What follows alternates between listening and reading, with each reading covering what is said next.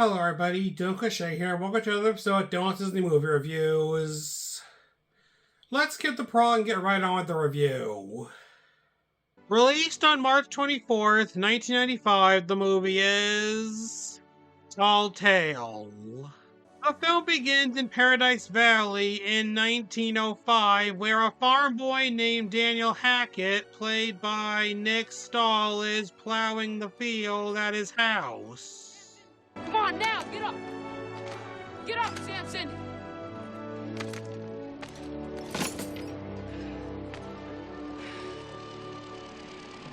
He then sees somebody driving an automobile and follows it.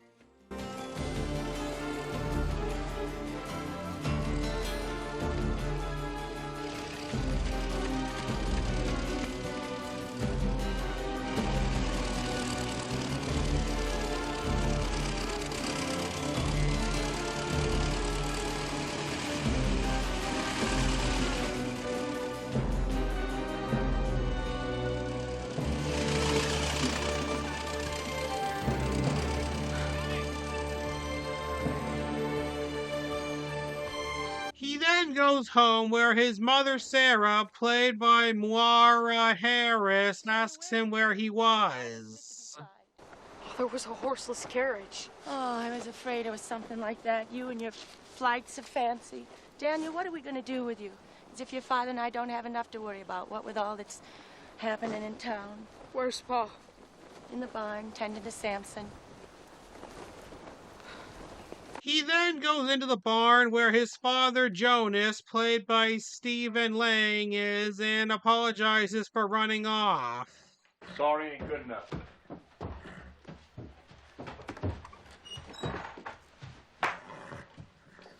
Just lucky Samson didn't break a leg. Oh, there was a horseless carriage right here in Paradise Valley. This is a farm, Daniel. Work's got to be done when it's supposed to be done. Hate the farm. What was that? I said I hate the farm. I wish you'd sell it. I hate it. You don't know what you're saying. Yes, I do. It's nothing. It's just a dried up, miserable piece of ground. You hold your tongue. There's wood needs splitting. You go on, get to it. Go on! Daniel leaves and Sarah comes in. Man works and slaves to give his son something worth having. He throws it back like it don't mean beans. He's just a boy, Jonas. He's 12 years old.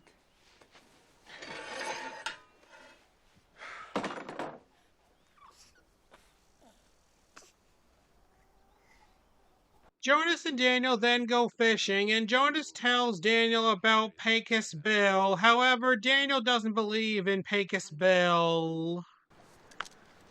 Oh, it's just a tall tale. Just 'cause it's a tall tale don't mean it ain't true.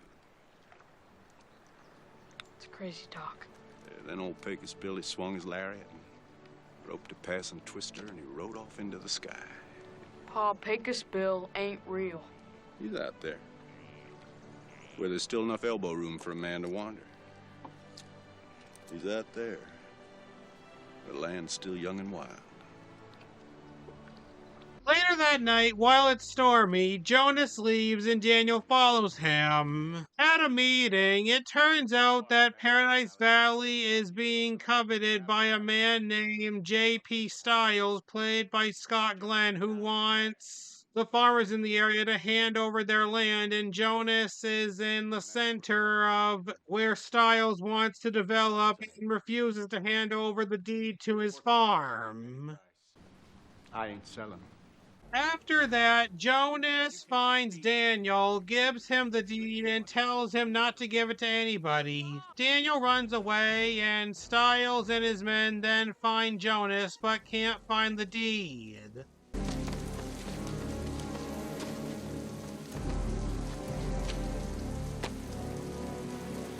You don't have it. The deed. Where is it? I told you I ain't selling. Don't play games with me. You had it to meet. The kid. He must give it to the kid. Find the brat. He gives you any trouble, kill him. Sometime after that, Daniel hides in his father's boat. The boat is untied from the dock and it floats away with Daniel in it.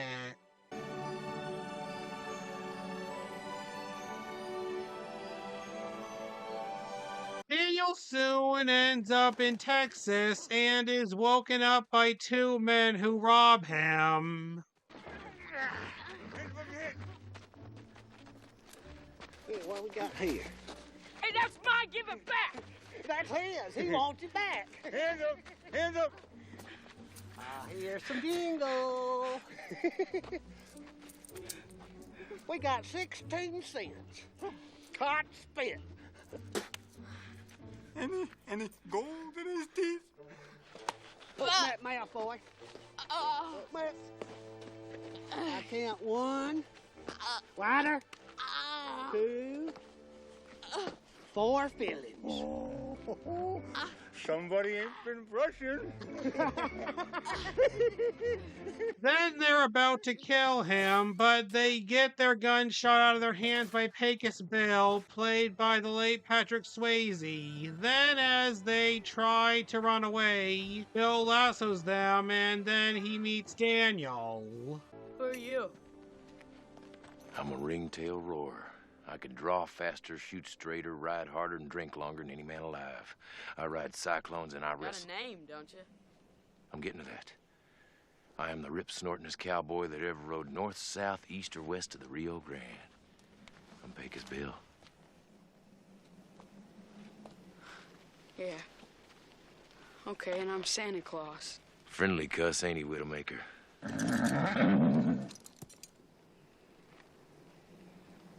Name's Daniel. Daniel Hackett. Well, Daniel Hackett, I believe them varmints got something that belongs to you. So Daniel gets his deed and money back from the outlaws. They run off, and Pecos asks Daniel where he's going. Where am I? Texas. Texas. Where'd you think you was? I don't know.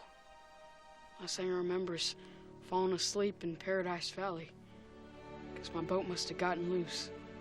Drifted all the way down from Paradise Valley? I know, I can't explain it either, but it's the truth. Hey, where you going? South, down Mexico way. Mister, I gotta get home. My pa's bad hurt. I gotta take care of my mom, my little brother. Well, you stay here, you're gonna fry like a bug on a hot skillet. You best come with me. So Daniel rides Widowmaker with Pecos, and they stop in a clearing for the night. Then the next morning...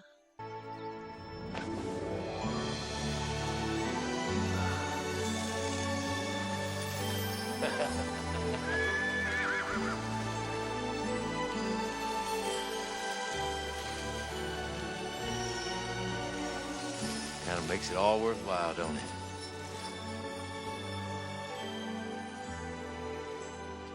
After that, Pecos says that he'll take Daniel to Paradise Valley. You got some business to settle, ain't you?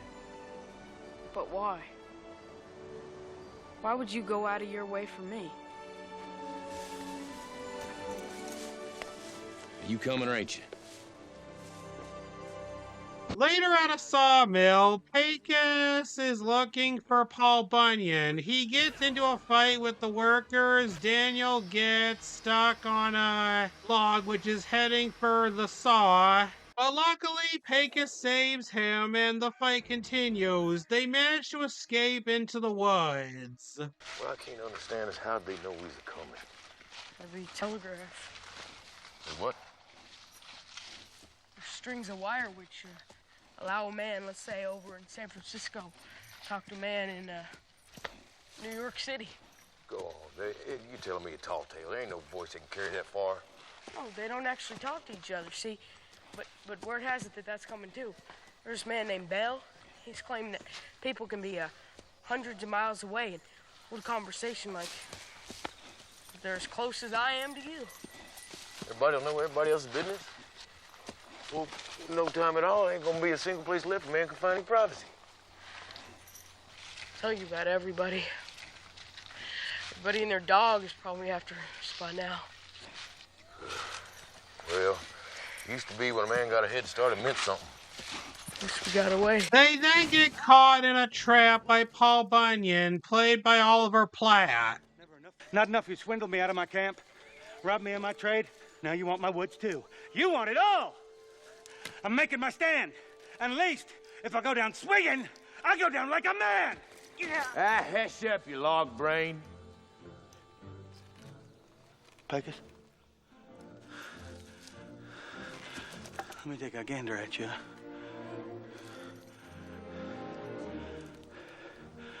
You steaming pile of buffalo pucky. You're still ugly. He takes them into his house where they have some dinner. However, Daniel doesn't believe he's Paul Bunyan. My pa used to tell me stories about Paul Bunyan. He said that Paul Bunyan was a giant of a man who could tame a continent, a man who could look danger in the eyes and laugh in its face. Well, you did get those parts right. Well, not from where I'm sitting. Seems to me you're just hiding out feeling sorry for yourself. Pecos, who is this kid? Seems to me that you're just plain scared. You are not the Paul Bunyan my pa was telling me about. How old are you, kid? 12? Do me a big sequoia-sized favor. Stay out of my way if you want to be 13. So Paul joins Pegasus and Daniel, and soon enough they arrive in a town where John Henry, played by Roger Aaron Brown, is betting that he can beat a machine. However, he needs a shaker. So Daniel's brought to help him, and the contest begins. It's 20-pound hammer. Woo! Shine like silver. Woo! Shine like silver.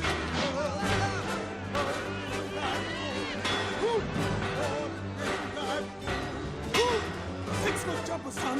Go on. Ha, ha, ha, ha.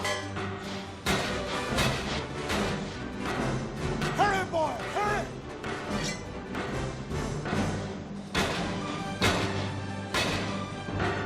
I can't do it! Come on. You're too far ahead! Come on, son. Come on.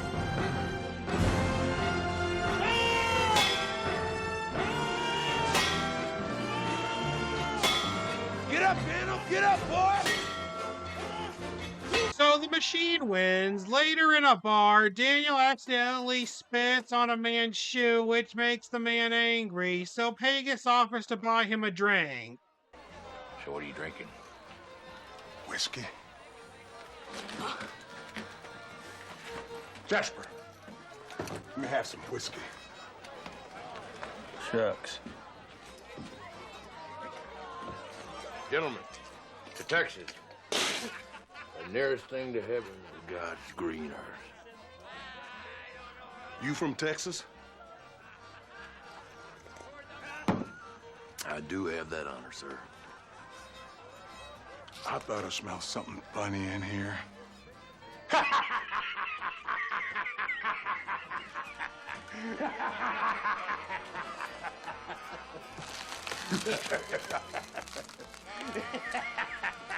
Easy, Pecos. Can't scrap on an empty stomach, you know that. A fight then starts, and then a woman named Calamity Jane, played by Catherine O'Hara, comes in and puts a stop to it and also reunites with Pecos. Well, paint my toenails and curl my hair. Calamity? My cactus flower. Don't cactus flower me, you double-crossing dog. I missed you, darling. If only you knew how much I've been thinking about you. I know too well. You pissant, flea-infested little weasel. Calamity, you are looking mighty pretty tonight. trying to sweet-talk me? You hairy, overgrown, mealy-mouthed, two-faced, lying, yellow-bellied, sniveling snake! You gutless, brainless, heartless sidewinder! You ain't still sore about Amarillo, are you? You had to bring up Amarillo? So Pecos, Paul, and John are sent to jail, and John asks Pecos what Jane has against him. Oh, I've run out on her. Now, Bill, why would you want to go and do something like that? Calamity's a mighty handsome woman, Pickles. Oh, I know. In her own way. A few minutes later, Daniel helps them escape with Paul's Blue Ox Babe. So, Daniel Hackett, how does it feel to be on the wrong side of the law? I'm fine. As long as my mom don't find out. Boy, I didn't know you had it in you. Hey, fire! What's that noise? Whatever it is, it's coming this way. Suddenly, Styles and his men come by and chase Daniel away. Babe continues freeing the others, and then they go to find Daniel. Paul finds him and takes care of Styles and his men. Timber!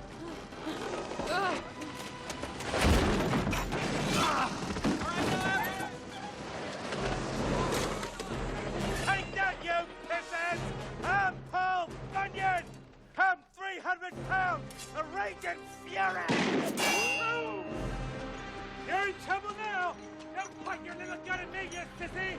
I can out eat and swing any one of you! I'm Paul Bunyan! I got him! Hold on, you Give me that D, punk.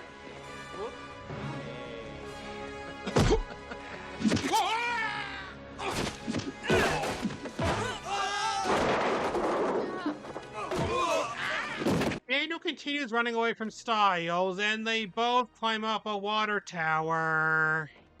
Hand over that deed. You shot Paul! Son, your pa's a fool. He's stuck in the past, and he wants you stuck there with him. That ain't what you want, is it? You don't want to waste your life behind a plow. You want more than that. You hate that farm. It ain't nothing but a dried up, miserable piece of ground. Now, give me that deed.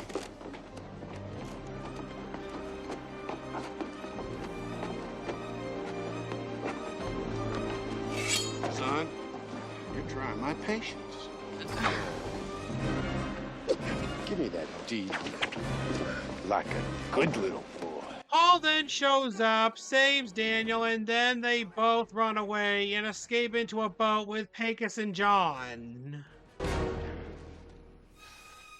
This ain't over, kid! Not by a long shot.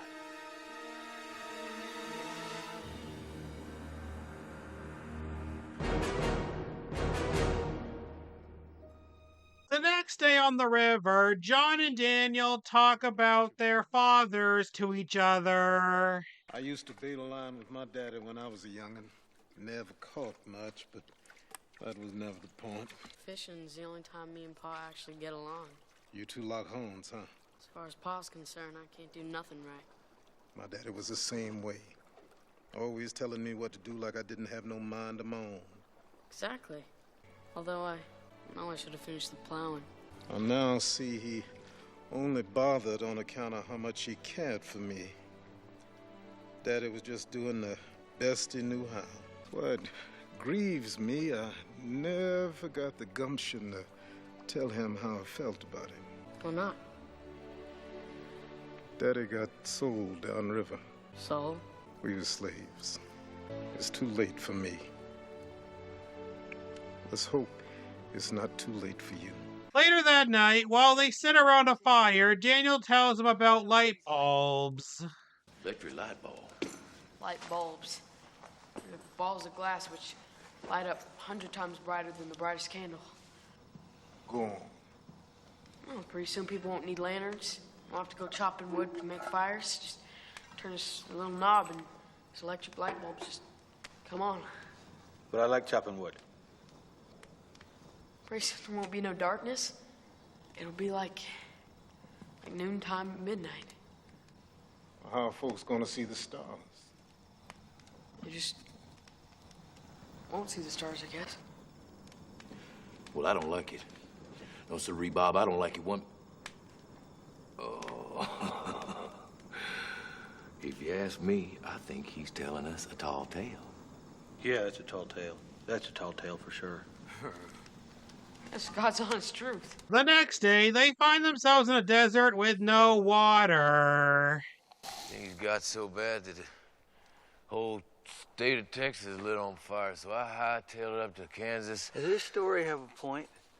Or does it just go on and on and on like this stinking desert? Yeah, this story has a point. I blew out the dang fire. You know, and I'm getting sick and tired of you complaining and whining all the time. I'm lost in the middle of a giant barbecue pit, and I don't know what's gonna kill me first. The heat, the thirst, or having to listen to your incessant yammering. You shut up, shut up, shut up! You overblown tub of lard! You stay out of this. You contest loser. What did you call me? Shut up! You're nothing but a big fat... Daniel wanders off and sees his father, but it's just a mirage.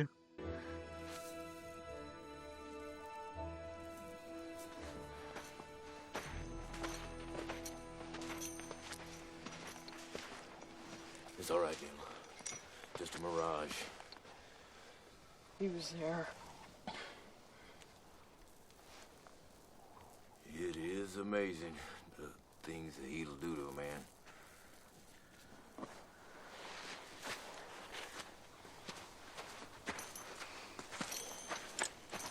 Just want to get home.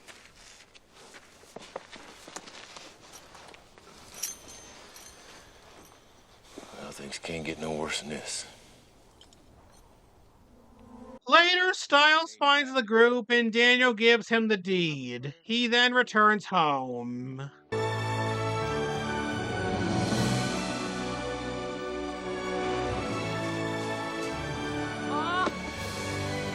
Daniel! Ah!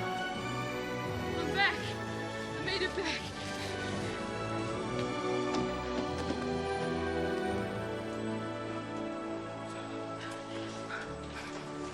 Your father.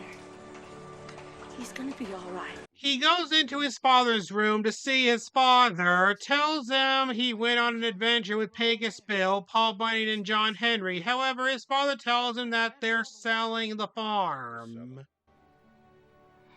No piece of ground is worth dying for. I guess it's just about time you faced up to that, too. You're giving up? Wise enough. No, Pa. No, Pa. The land's defenseless.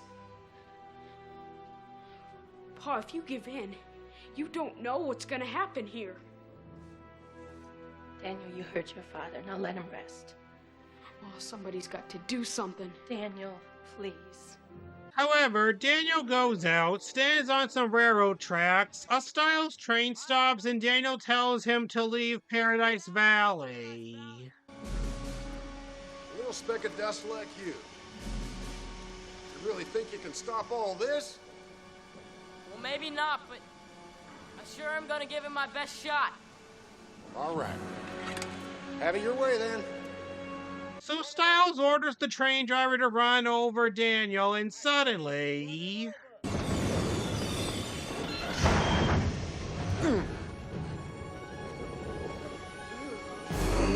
What the hell?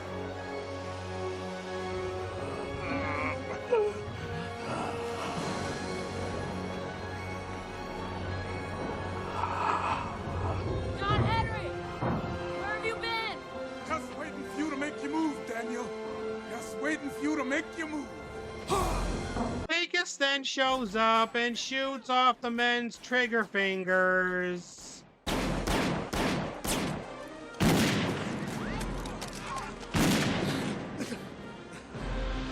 Oh, come on! What are we waiting for? The townspeople help John and Daniel with the train while Paul chops down the mine poles.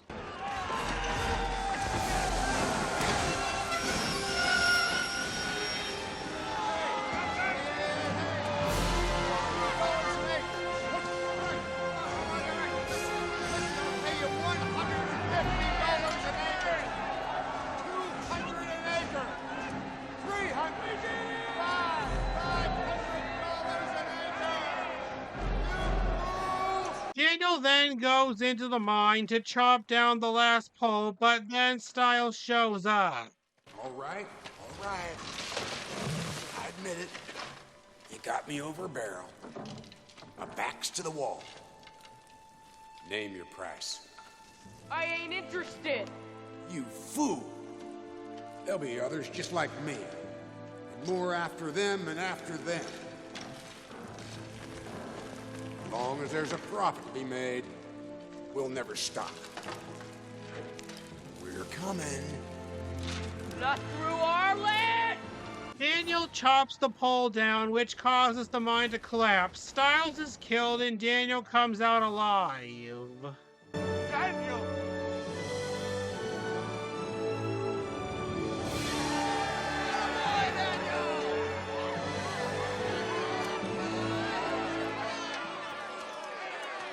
We did it. We sure did.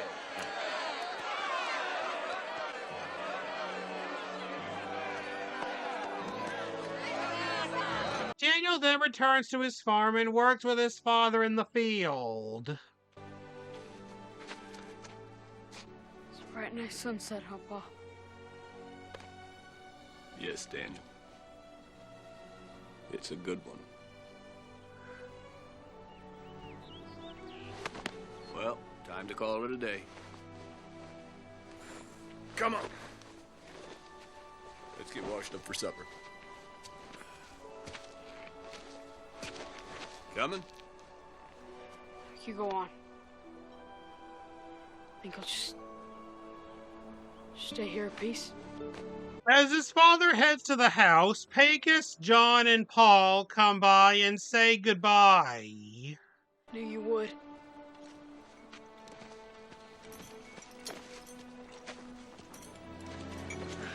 Thanks, Paul. Thank you, Daniel. Me? Yeah, you. Thanks to you, I got my old appetite back again. Hell, Babe and I are gonna head on up to the Alaskas. Here they got some little tiny forests, ain't even half growed yet.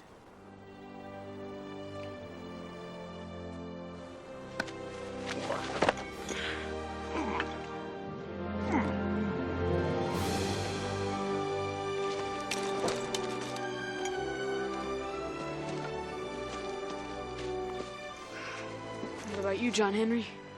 I've been thinking about a rematch with that there steam drill. Well, if you ever need a shaker. I keep you in mind. Paul and John then ride off and disappear, and Pecos gives Widowmaker to Daniel, lassos a tornado, and leaves. I am Ringtail Roar. I can draw faster, shoot straighter, ride harder, drink longer than any man alive. I'm the richest, snortingest cowboy that ever rode north, south, east, and west of the Rio Grande. I'm Pecos Bill. Yeah!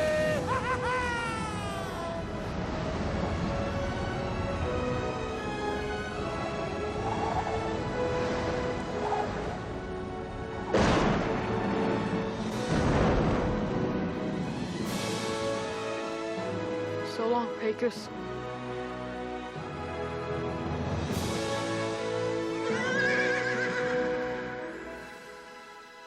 And that was Tall Tale. My thoughts? It's pretty good. However, it bombed at the box office.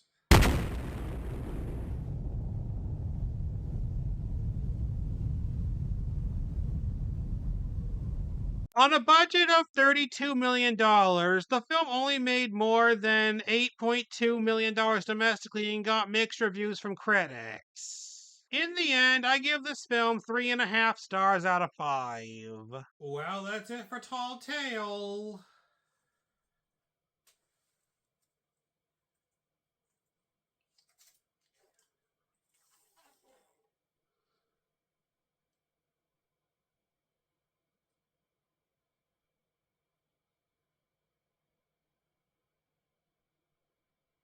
Be sure to join next week when I'll be reviewing the Disney Channel original movie that's titled is another word for shocked. And if you enjoyed this video, then make sure to tell your friends about me, leave some questions in the comments below, subscribe, and hit that like button.